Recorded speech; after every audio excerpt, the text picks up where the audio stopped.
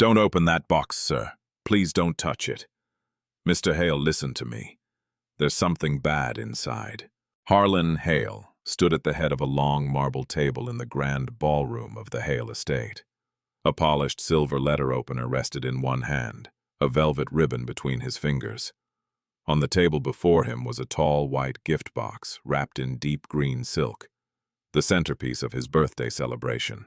It was the special present his closest business partner had personally placed there an hour earlier, insisting Harlan open it in front of all the guests. For one long second, Harlan did not move.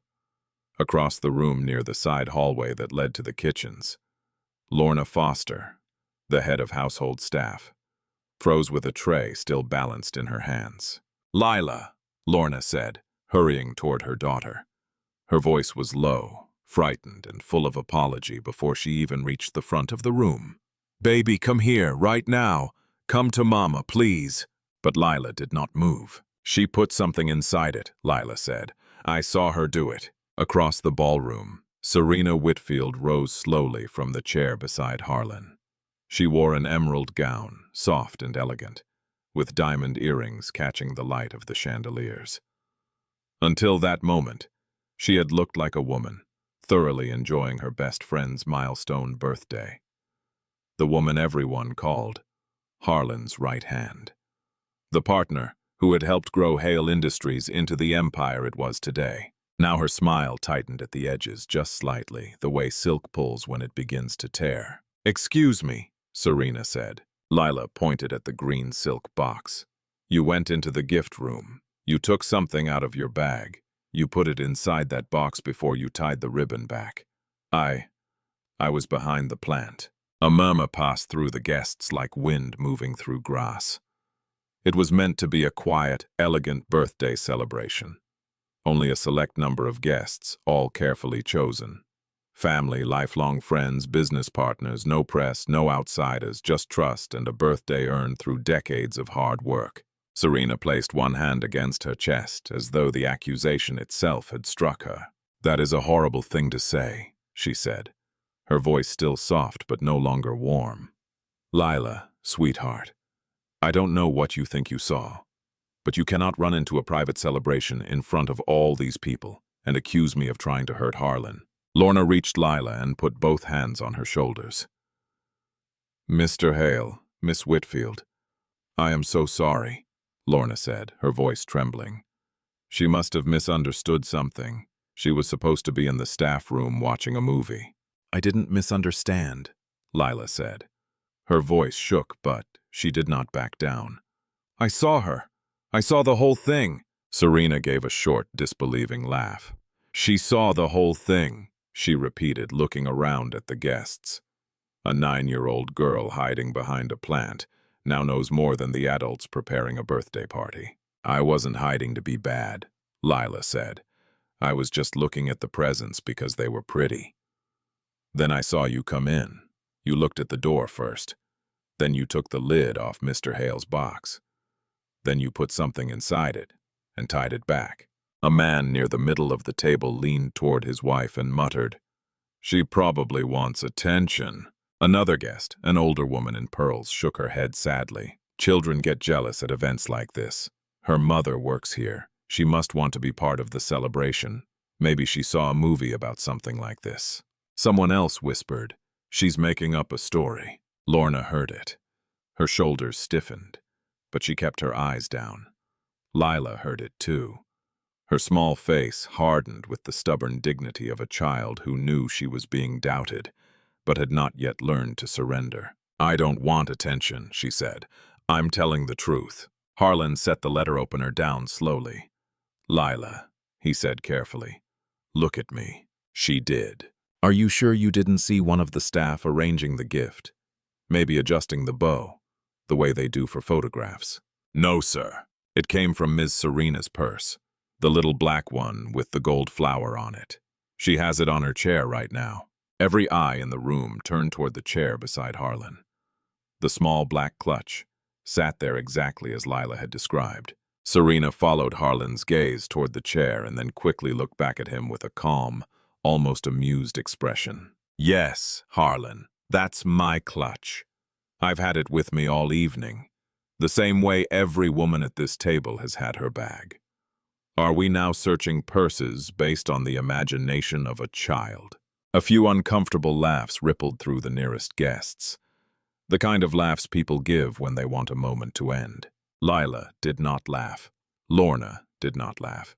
And, in the back of the room, near the service doorway, Lorna could feel the older waitstaff watching her with the particular sympathy reserved for someone whose child had just embarrassed them in front of the wrong people. Harlan glanced around the table.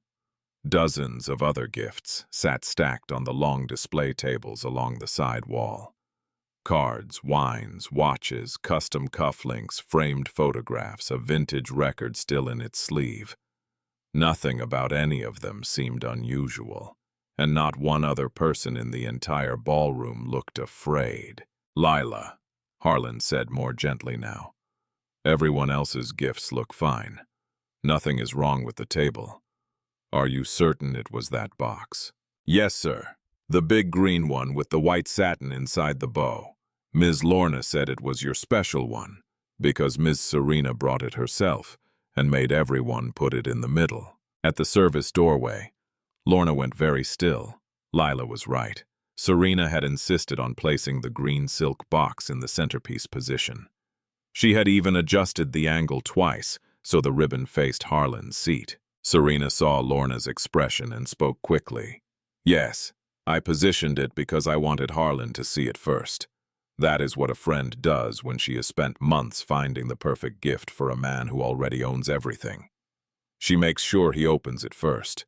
Is that now a crime? She turned her gaze back to Lila. The softness disappeared. But this, sweetheart, this is wrong. It is hurtful. I am standing here as Harlan's oldest friend in front of the people who love him, and you are accusing me of putting something dangerous in his birthday gift. Do you understand what you are saying? Lila's fingers tightened around the small stuffed rabbit she had been holding since the staff hallway. I understand, she said. I'm trying to keep him safe. Serena's eyes narrowed. Enough. Lorna lowered her voice. Lila, baby, please come with me. We'll talk in the back. But Lila suddenly moved.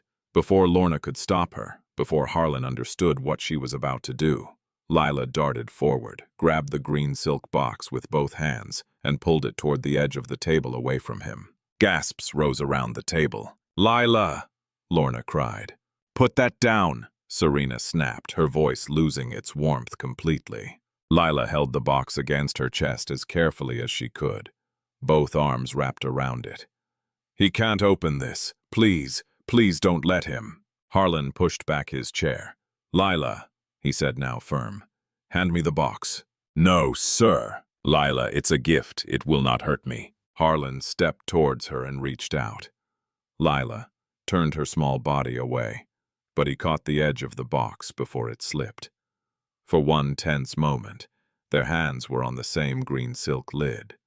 Lila's eyes filled with tears, but she did not let go. Let go, he said. Please, let go of the box, Lila. She hesitated. Harlan used that moment to firmly draw the box from her arms, not violently, but with the kind of decisive strength a man uses when he believes he is protecting a child from her own confusion. The box returned to the table with a soft thud against the polished marble. Lila stood frozen, her arms now empty. The stuffed rabbit lay forgotten on the floor at her feet. Serena pressed a hand over her mouth as though she were the one being harmed. My God, she said softly. She tried to take your birthday gift out of your hands, Harlan. In front of everyone. This is not a misunderstanding anymore. This is something serious. Beatrice Hale, Harlan's older sister, watched her brother closely. She had not spoken yet. At an age when she had lived long enough to distrust both panic and performance, her eyes moved from Lila's stiff little posture to Serena's trembling hand, then to the green silk box at the center of the table. Harlan looked at the guests. Their faces were tense, expectant, embarrassed for him. He could feel the evening slipping. He could feel Serena beside him, wounded and impatient. Most of all, He wanted to believe that the woman who had stood beside him at every product launch for years had not just walked into his gift room and put something dangerous inside his birthday box. So, he picked up the letter opener. "Enough," Harlan said, though not unkindly. "The box is fine. It is a birthday present from one of the closest friends I have ever had." "Harlan," Beatrice said quietly. He looked at her. "B, it's all right." Serena touched his arm. "You don't have to prove anything. We can simply set it aside. We can open it tomorrow. I don't want you to feel pressured." But the way she said it made it sound as though she very much needed him to open it right now in front of everyone before the moment passed. Harlan glanced at Lila. The child stood with her shoulders rigid, her small hands now clenched at her sides. She wasn't crying. She wasn't begging anymore. She was simply watching him with the heartbreaking patience of someone who had said everything she knew how to say and could only wait to see if it mattered. "Just the lid," Harlan said. "Then we can stop frightening each other." He slid the letter opener under the satin ribbon and gave a gentle pull. The bow loosened. He set the opener down and lifted the lid carefully with both hands. A few seconds passed, then more. Inside, on a bed of folded white tissue paper, sat a beautiful antique chess set. Hand-carved ivory pieces. A deep walnut board. A small handwritten card tucked beside the king. A nervous laugh moved through the room. Someone near the back clapped and several others joined in, relieved that the strange moment had passed. Serena closed her eyes dramatically and leaned one hand against the back of Harlan's chair. "Oh, thank God," she whispered loudly enough for the guests at the head of the table to hear. "Harlan, I was terrified." She turned slightly, pressing her fingertips to her lips. "I just want this night to be beautiful for you." She looked pale now, but not the way Harlan did a moment later. Hers was a public kind of relief, arranged for the room to witness. Harlan reached down and picked up the small card. As his fingers slipped beneath the chessboard to lift it slightly, "Mendimeter sete," looking for the signature on the underside. The way collectors sometimes do. A sharp, hot sting shot through the pad of his thumb. He pulled his hand back quickly. A bead of blood welled up against his skin. "Ouch," he said softly, almost embarrassed by the small sound. He looked at his thumb. There was a tiny puncture, no bigger than a pinprick, but it was already purling red. "Harlan," Serena said, "it's nothing. There must be a pin somewhere under the lining. They sometimes use them to hold the velvet in place." He pressed his thumb against a napkin. Lila was already moving. "Mama, get Mr. Hale a doctor. Right now." Lorna stepped forward. "Lila, baby." "Mama, please." Beatrice stood, her chair sliding back a few inches. There was something in her sister's instinct that had been alive since the moment Serena placed that box on the center of the table. "Harlan, let me see your hand." He held it out, half amused, half indulgent. "B, it's a pinprick." She looked at it carefully. Then she looked at the chess set. Then she looked at Serena. "Did you wrap this yourself?" "Of course I did. I wouldn't trust a gift like this to a shop." "And the linings?" "It came that way, from the dealer." "Beatrice, what are you implying?" Beatrice did not answer. Her eyes stayed on Harlan's thumb. The skin around the small wound was beginning to redden, in a way that pin marks did not usually redden, and a faint heat was rising up his hand. "Harlan," she said, "sit down. I'm fine." The first wave hit a moment later. A strange tightness moved up his forearm. His vision shimmered at the edges, as though someone had quickly waved a hand in front of a candle. He shifted in his chair and pressed his other hand lightly against the table. Heat rose up the back of his neck. The scent of roses, perfume, candle wax, and chilled champagne pressed against him all at once. He swallowed. His mouth had gone dry. "Harlan," Beatrice said sharply now. "I'm fine," he answered automatically, but he was not. A wave of nausea rolled through him, sudden and unmistakable. He tried to push back his chair, but the motion made the room tilt. His face lost color.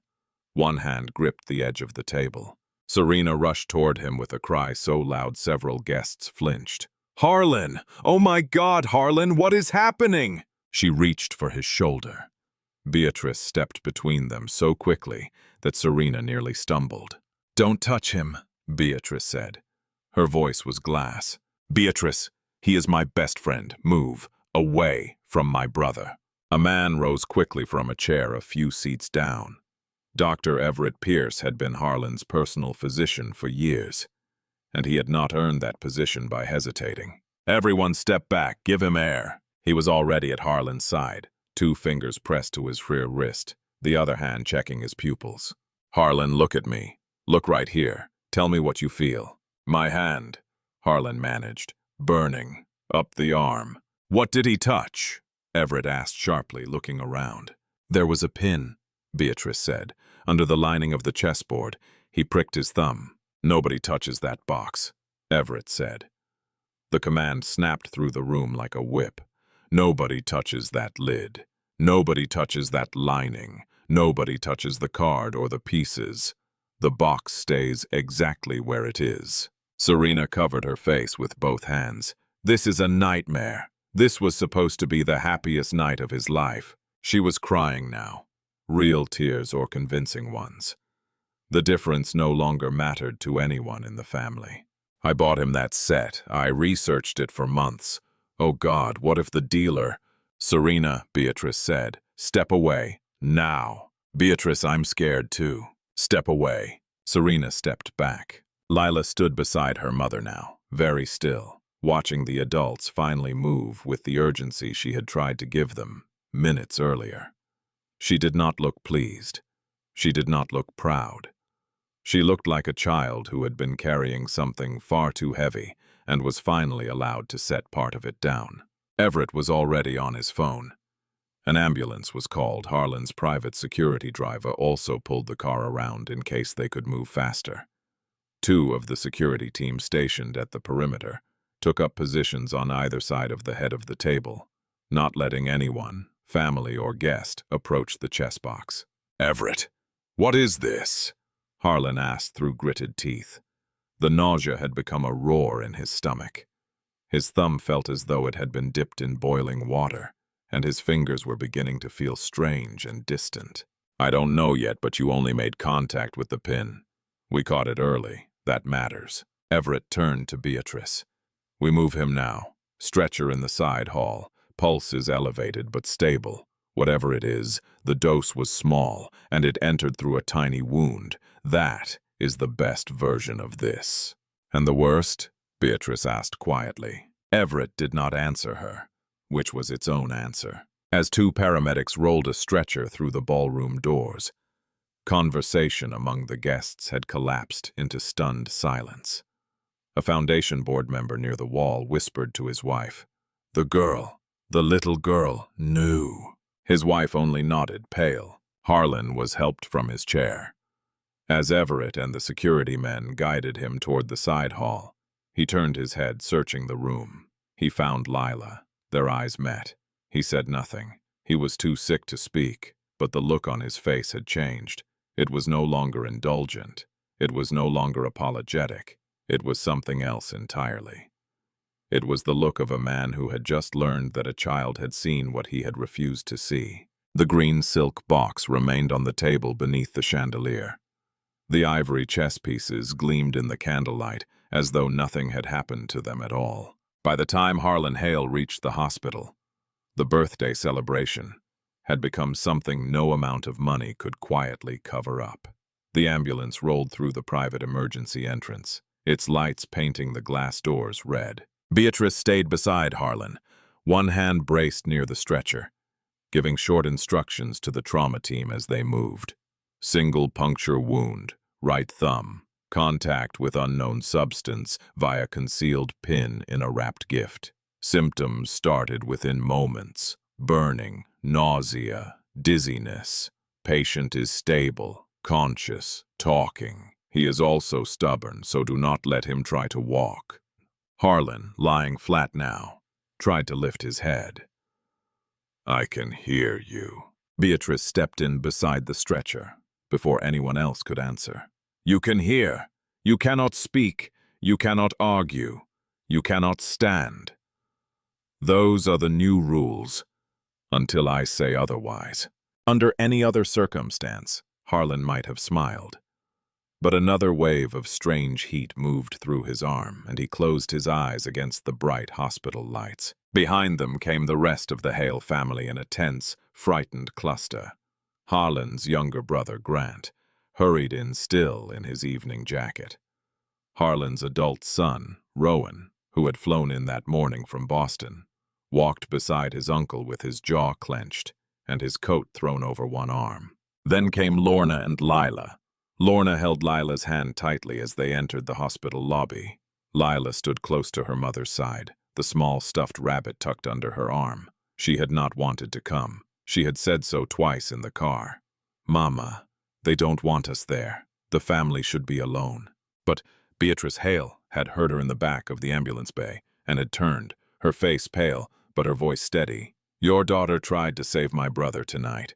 That makes you family enough to come." Lorna had not known what to say after that. Now in the hospital waiting area, the separation between worlds was painfully clear.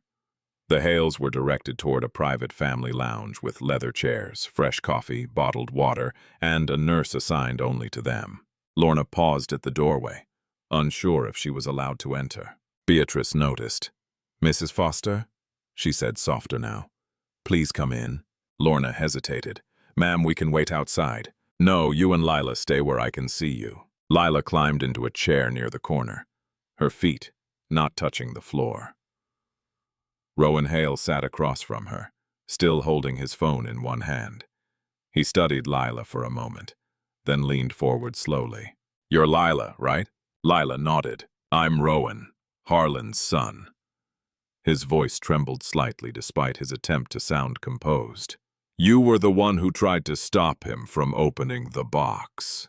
"Yes, sir," Rowan swallowed. "What did you see?" Lorna stiffened. "Mr. Hale, she's already had a hard night."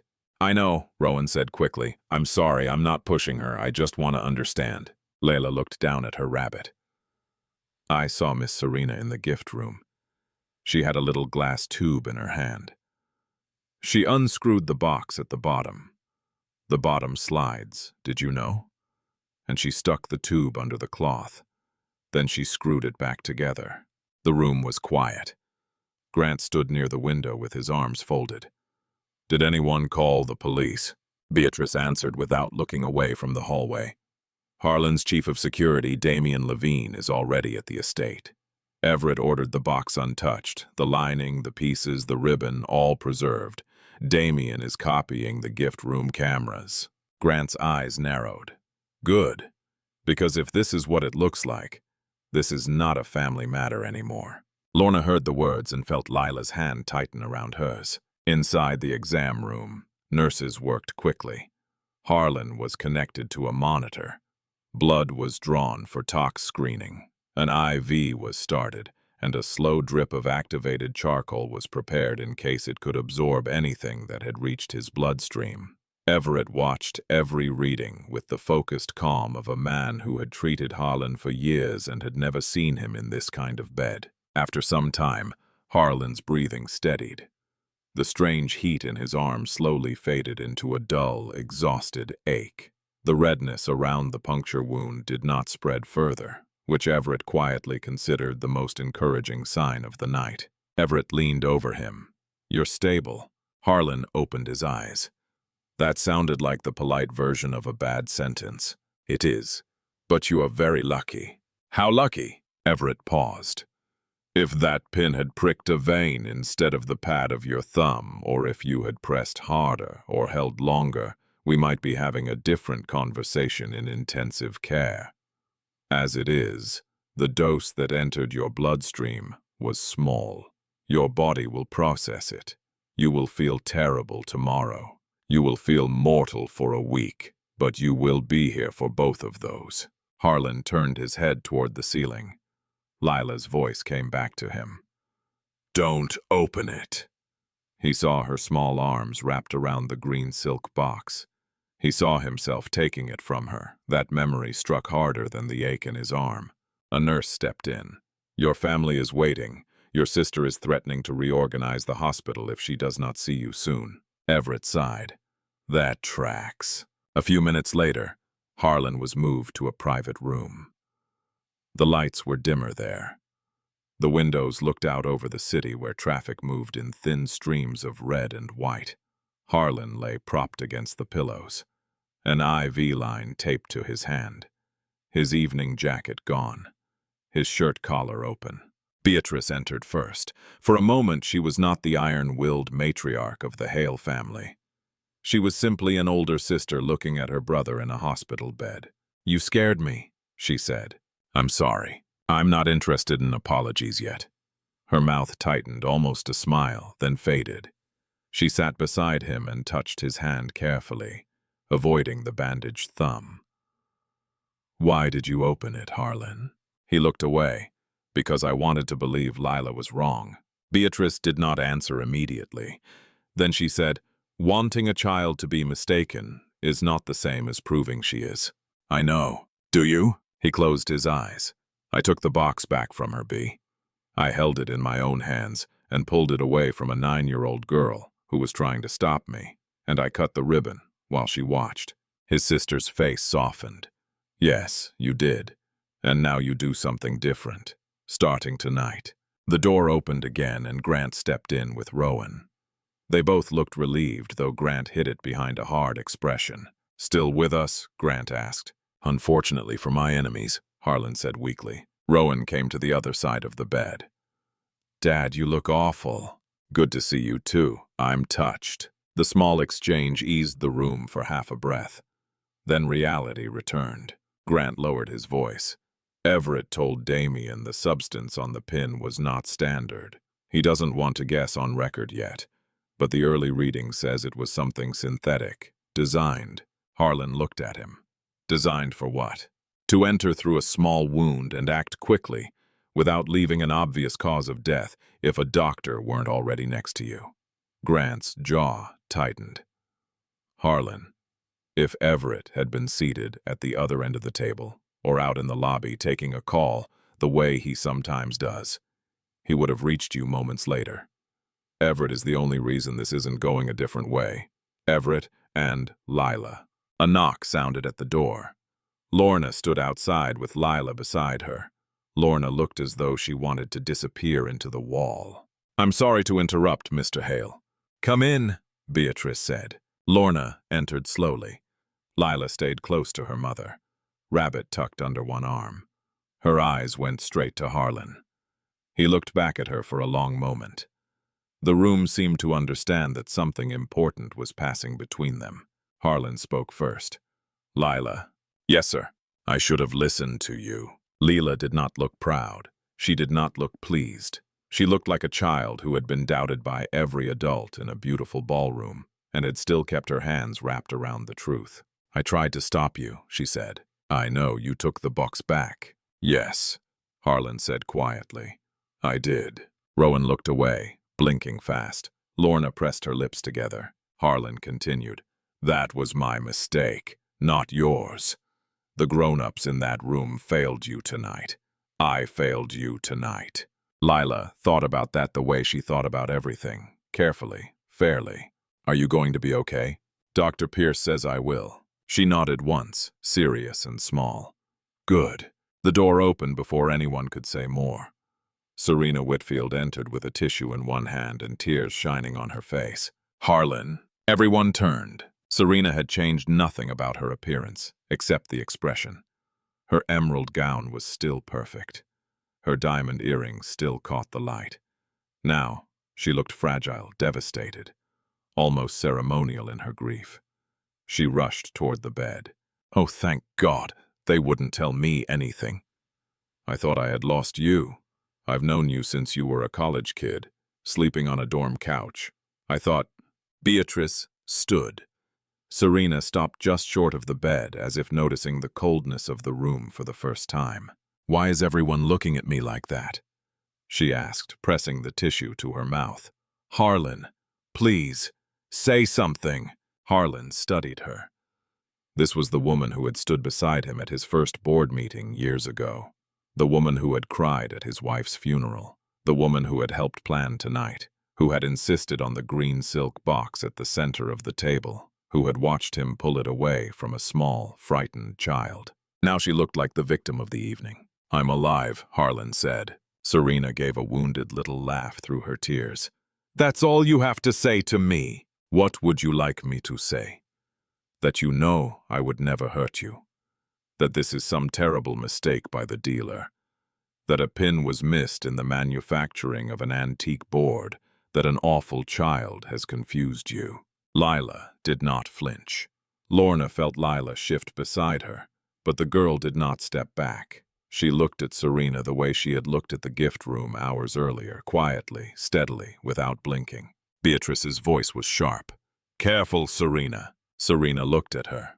"Beatrice, I am the one being accused of trying to murder a man I have loved like a brother for decades. Am I not allowed to be hurt?" "You are allowed to be hurt," Grant said from near the wall. "You are not allowed to intimidate a witness." Serena stared at him. "A witness? She is a 9-year-old girl." Lila lifted her chin. "I saw you." Serena's tears paused only for a second, but it was a second, and every adult in the room saw it. Then she covered her face again. "This is cruel. I checked the box because I wanted everything perfect. I touched it. Yes, of course I touched it. I wrapped it. I placed it. But not the way she says. Not the way you are all imagining. Harlan, you know me." Harlan did not answer. Serena moved closer to the bed, her voice softening into something intimate. The voice she had used at every dinner, every fundraiser, every quiet moment after a hard board meeting. "Harlan, look at me. We were supposed to toast your birthday tonight. We were supposed to be laughing right now. Please don't let fear destroy decades." Harlan looked at his sister, then at Lorna, then at Lila. Finally, he turned back to Serena. "Everett sealed the pin." Serena blinked.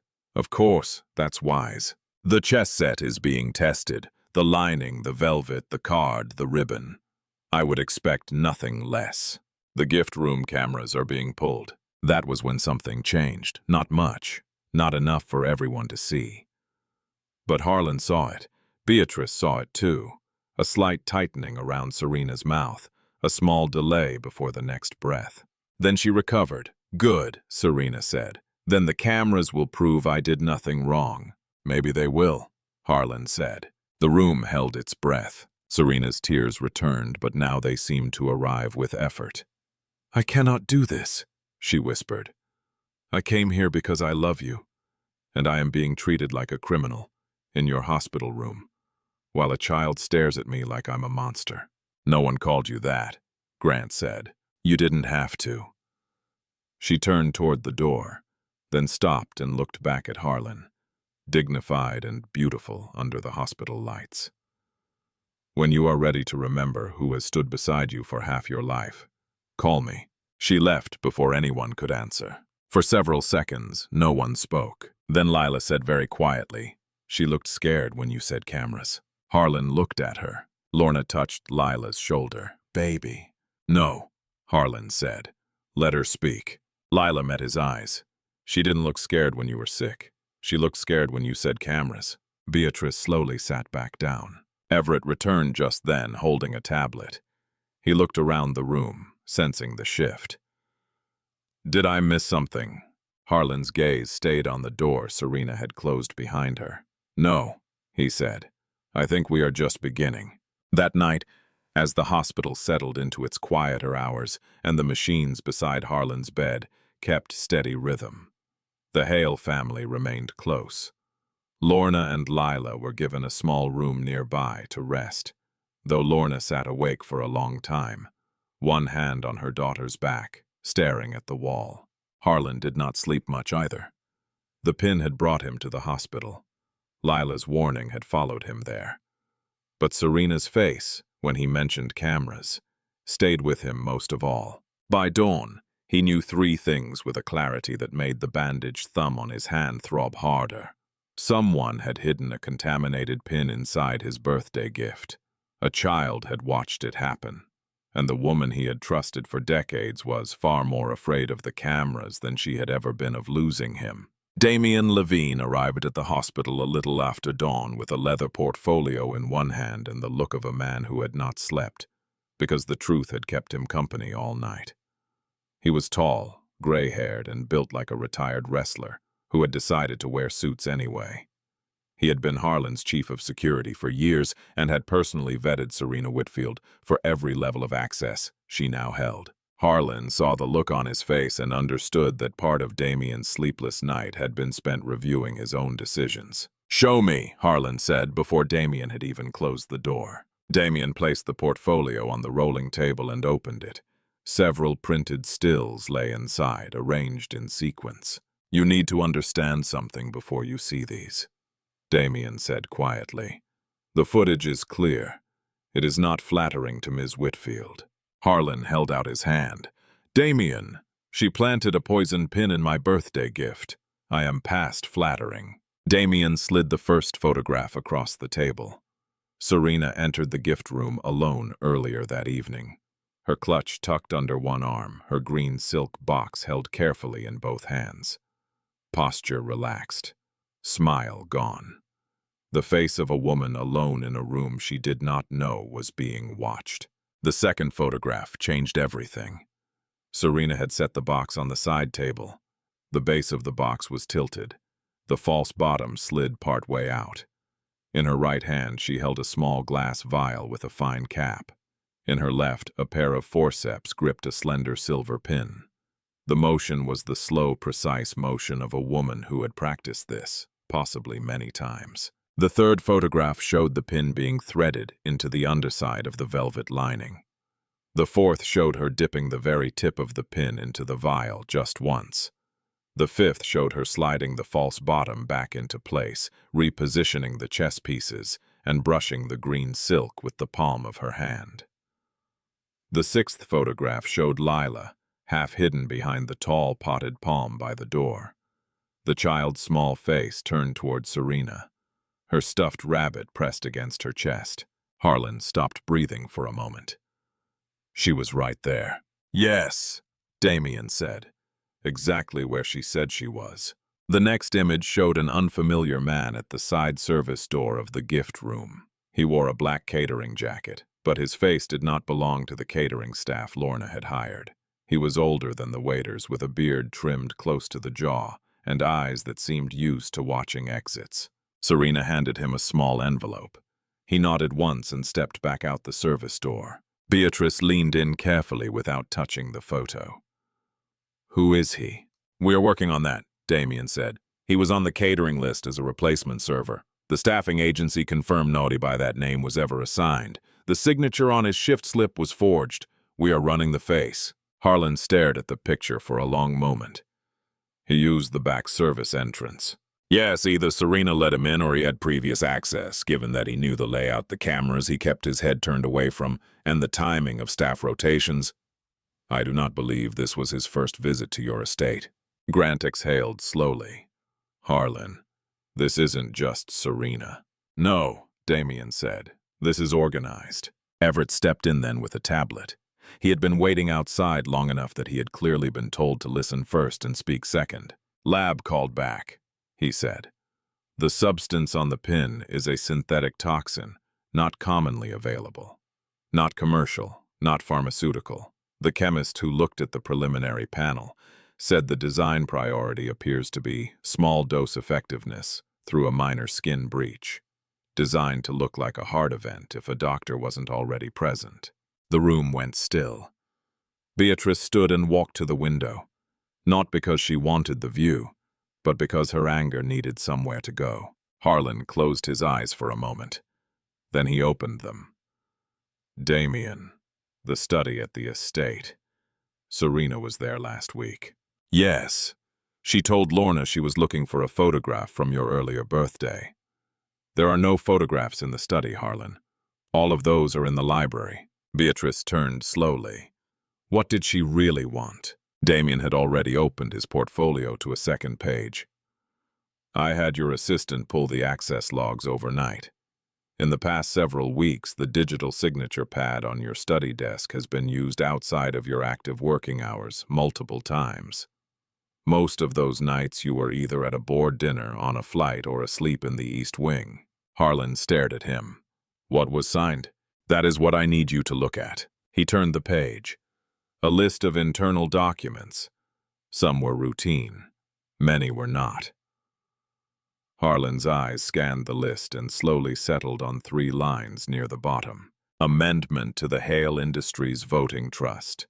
Temporary chair authorization. Conditional asset transfer. Provision in the event of medical incapacitation. Serena's name appeared as the contingency officer in all 3. She rewrote the chain. Harlan said quietly. Beatrice crossed the room. What does that mean?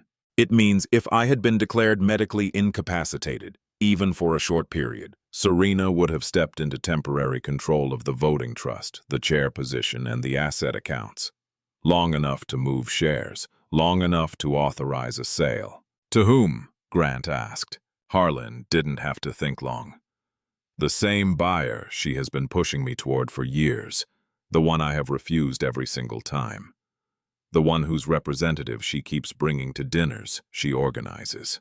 Damien nodded slowly. We pulled flight records this morning. Several of those representatives flew into the city this week.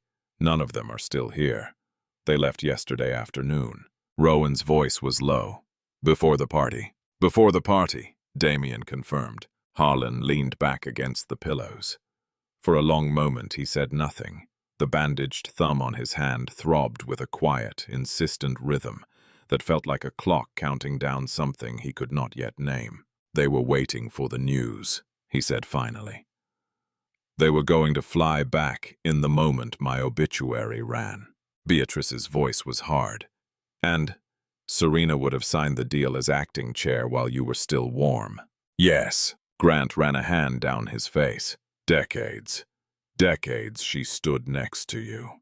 She stood next to my money, Harlan said. She stood next to my access. The friendship was the path. It was never the destination. A nurse knocked and entered briefly, checked his IV, and left without comment. Hospitals had a way of carrying on through earthquakes. Damien, Harlan said. Where is she now? Her apartment. She arrived home early that morning. She has not left, but she has made several phone calls. One to her attorney, one to a private banker, one to a number we are still tracing. She is preparing to move. Yes. Harlan looked at his sister. B, I need to go home. You are not leaving this hospital. I am not leaving the bed. I am leaving the hospital. I want to be in my own study when she is brought in. I want her to see the room she copied my signature from. I want this to end where it started. Beatrice studied him. There was a long, slow breath. Then she nodded once. Everett. Everett sighed. I knew this was coming. A few hours. Then I want him back here for observation. A few hours, Harlan agreed. By that afternoon, Harlan was home. Not the home of the night before. That home had been a backdrop for a betrayal. This was something else. The staff stood quietly in the entry hall as he was wheeled through, and one by one, they nodded to him, not with pity but with a kind of fierce respect. They had heard. They had all heard. Lila's name had moved through the staff quarters before sunrise, and by the time Harlan came home, every man and woman who worked under that roof understood that a 9-year-old girl had done what none of them had managed to do. Lorna stood near the corridor to the staff wing with Lila beside her. Harlan saw them and asked the nurse to stop the wheelchair. Lila, he said, I want you and your mother in the study with me when this is finished. If your mother is willing. Lorna looked startled. Sir, she's a child. You don't have to. I want her to see that adults can do the right thing when a child tells the truth, Harlan said. I want her to know it isn't always the way it was last night. Lorna's eyes filled, but she nodded. Yes, sir. By mid-afternoon, Damien's team had located the man from the gift room. The name on the list was not his real name. His real name was Damon Vale, and he had a long, quiet history of contract work for people who paid in cash and bought in silence. He had been picked up at a small private airstrip outside the city trying to board a chartered flight under a third name. Inside his bag were 2 passports, a significant amount of mixed currency, and a small leather case containing 3 more glass vials of the same toxin Everett had described. 3 more. Harlan stared at the photograph of the case for a long moment. She had a list. Damien nodded. We assume so. Vale has not said a word yet, but the list is in his head, and he is in a room with people whose job is to find lists in heads, lawfully, patiently. Serena now. Harlan's car pulled into the long drive of Serena Whitfield's penthouse building later that afternoon. 2 unmarked vehicles followed at a polite distance. Damien rode beside him. Beatrice refused to stay behind. Everett came too because he had stopped pretending he had any control over what Harlan did, and because he wanted to be there in case the day had any more surprises. Serena was already in the lobby when they arrived. She stood by the elevators in a soft cream coat, a small overnight bag at her feet, the same diamond earrings from the party still in her ears. She had not slept either. The makeup was perfect, but her eyes betrayed her. She saw Harlan through the glass doors, and her shoulders dropped half an inch, not in defeat, in recalculation. He stepped through the doors with the help of his cane. The bandaged hand stayed in his coat pocket. Harlan, she said softly, you should not be on your feet. I'm not staying on them long. I came to say one thing. Serena's mouth lifted into the small practiced smile she had worn at every charity gala for decades. Then say it. I trusted you, Harlan said. I am not here to ask you why. I do not care why anymore. People like you always have a why, and the why is always smaller than the people you stepped on to get there. I am here to tell you that the chess set is in evidence. The pin is in evidence. The cameras are in evidence. The signature pad is in evidence. The voting trust amendment is being voided this afternoon. Damon Vale was picked up earlier. He had 3 more vials in his bag. She did not blink. He admired that in a way he was not proud of. And the little girl? Serena asked. She is at my home in my study, where she will sit beside me when this is done. Serena's smile finally faltered. Harlan, please, I have known you for... You have known my schedule for decades, he said. You have known my access. You have known my weaknesses. You have not known me. If you had known me, you would have understood that the one thing would never forgive is a child being humiliated in my own house for telling the truth. 2 officers stepped through the doors behind him. They were polite. They were quiet. Serena did not resist. She had been preparing for many endings in her life. But a small girl behind a potted palm had not been in any of them.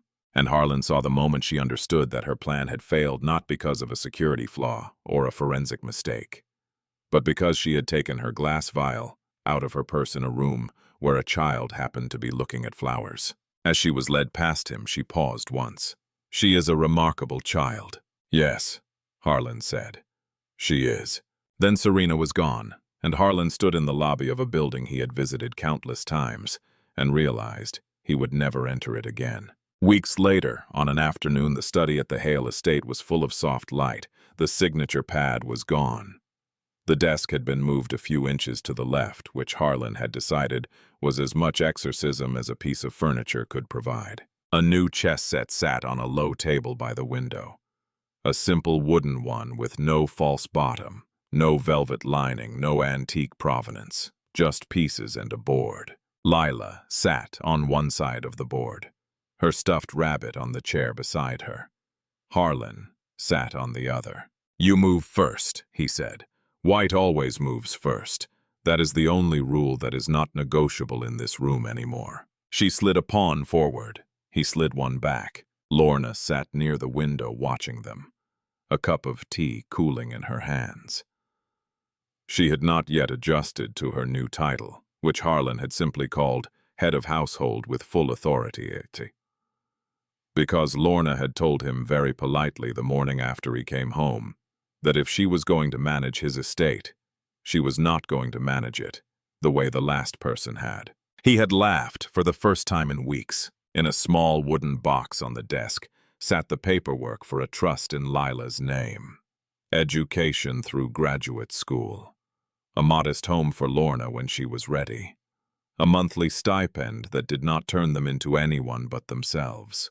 It was, Harlan had told his sister, the smallest amount of money he had ever spent that mattered the most. Beatrice stepped into the doorway, watched her brother lose a night to a 9-year-old, and shook her head with a smile. "You're letting her win." "I am not," Harlan said. "She is winning." Lila did not look up from the board. "I'm winning."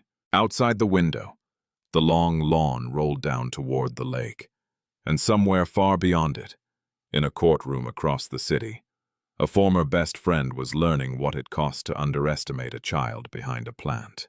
This story reminds us that the truth often arrives in the smallest voice in the room, and that ignoring it can cost more than we know. It teaches that wealth, status, and lifelong friendship are not the same as character, and that real strength is not in refusing to be wrong, but in being willing to listen when a child stands in front of an entire room and says, "Please, sir, stop." Lila's courage shows that integrity does not depend on age.